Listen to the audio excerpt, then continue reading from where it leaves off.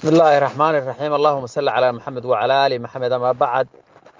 قولها midnimada Muuse Bokor waa salaamaya waa Suldaan Saciid Yuusuf Ducaale oo la dhan ka hadlaya waxaan ku tala galay waxaan arkay dad baqaya oo jaamac faarax ka mid yahay oo leh waana la xidhxidhaya halkana laga baqaya waxaan arkayaa dad leh boqor buur madow baa lagu raacay iyo intii uu goostay baa lagu raacay taladii oo Muuse Bokor ku raacay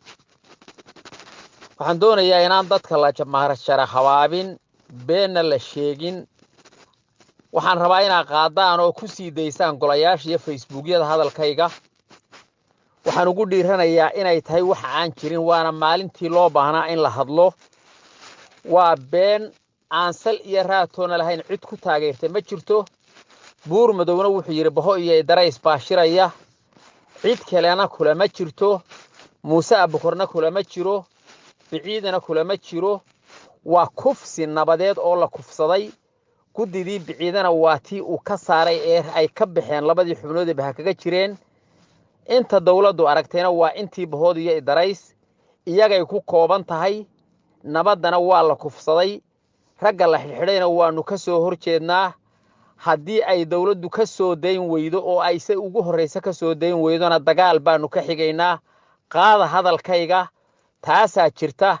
qof baqaayuu jirin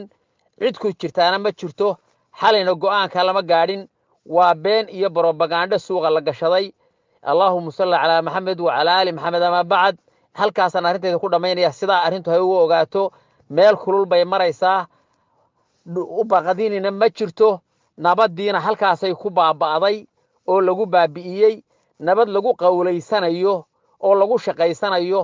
oo in yar ku tashanaysana ma ogolin waanuna hadlaynaa kanna waxaan ugu tala galay inaa qaadaan mar dambena ma maqli karno cid la waa baqanaynaa oo baqdin baan nahay si hadalkeena qaadaya ka bax ninkii doonayo baqanayo ka bax golaha oo iskaga tag wabillahi tawfiiq